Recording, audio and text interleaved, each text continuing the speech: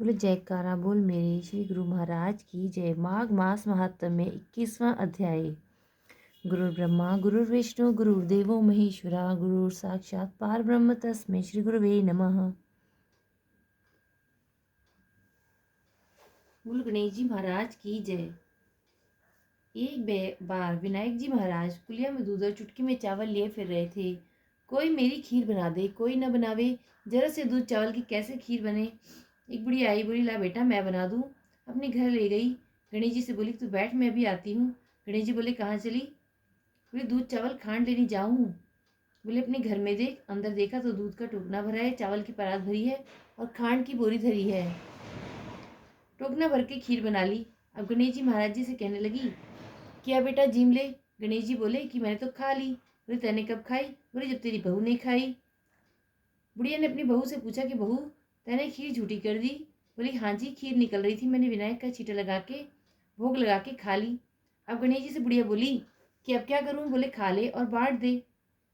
अब बुढ़िया खीर बांटने लगी तो दुनिया में चर्चा होने लगी, कल तक तो यह भूखी मरती थी, आज खीर कैसे बांट रही है। झोपड़ी को लात मारी महल हो गया। ही गणेश जी महाराज जी, जैसे बुढ़िया मई का दिलकदर दूर करा, ऐसे हम सबका करना। कहते सुनते हुंकारा भरने वालों का करना। बोलो गणेश जी महाराज की जय। माघ मास महात्म्य 21वां अध्याय।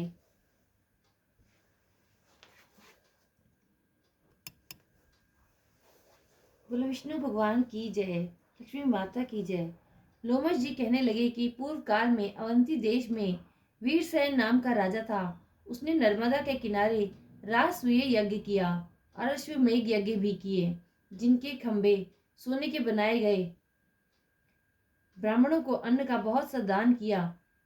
बहुत सी गाय, सुंदर वस्त्र और सोने के आभूषण दान में दिए। वह देवताओं का भक्त और दान करने वाला था। भद्रक नाम का एक ब्राह्मण जो अत्यंत मूर्ख कुलहीन कृषि कार्य करने वाला दुराचारी तथा अधर्मी था। वह भाई बंधुओं का त्यागा हुआ इधर उधर घूमता हुआ देव यात्रियों के साथ प्रयाग में आया और माघ में उनके साथ 3 दिन तक स्नान किया। वह 3 दिन में ही निष्पाप हो गया। फिर वह अपने घर चला गया। वह ब्राह्मण और राजा दोनों एक ही मृत्यु को प्राप्त हुए। मैंने इन दोनों को बराबर इंद्रलोक में देखा।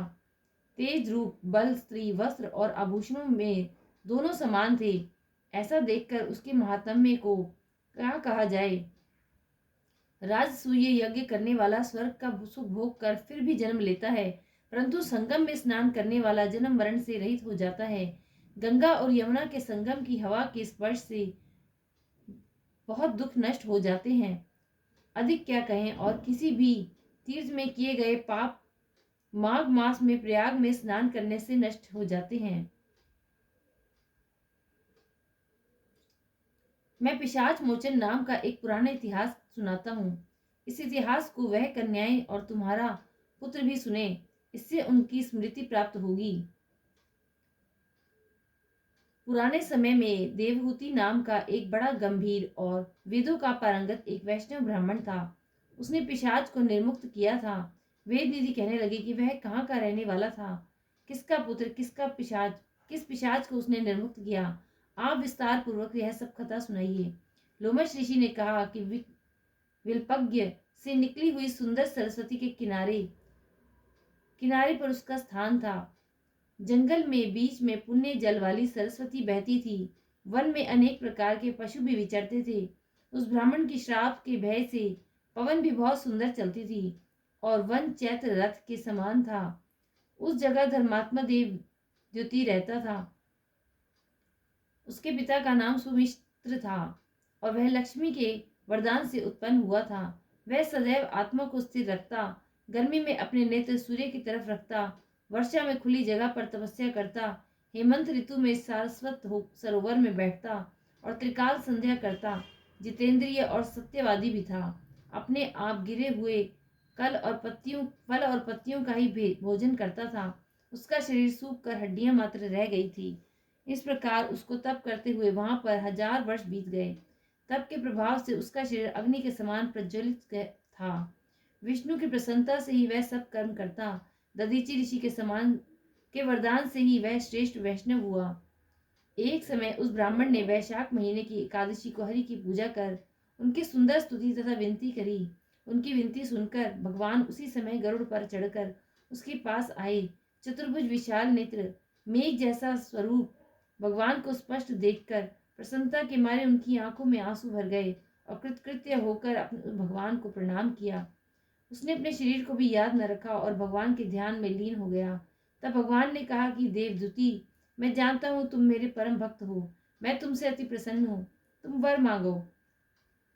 इस प्रकार भगवान के वचन सुनकर प्रेम के मारे लड़खड़ाती हुई वाणी में कहने लगा कि हे देवादि देव, अपनी माया से शरीर धारण करने वाले आपका इस दर्शन देवताओं को भी दुर्लभ है। अब आपका दर्शन भी हो गया, मुझको और क्या चाहिए। मैं सदैव आपकी भक्ति में लगा रहूं। भगवान उसके वचन सुनकर कहने लगे कि ऐसा ही होगा, तुम्हारे तप में कोई बाधा नहीं पड़ेगी। जो मनुष्य तुम्हारे कहे गए स्त्रोत को पढ़ेगा, उसकी मुझ में अचल भक्ति होगी, उसके धर्म कार्य सांगोपांग होंगे और उसकी ज्ञान में परम निष्ठा होगी। 21वां अध्याय संपूर्ण। बोल विष्णु भगवान की जय, लक्ष्मी माता की जय।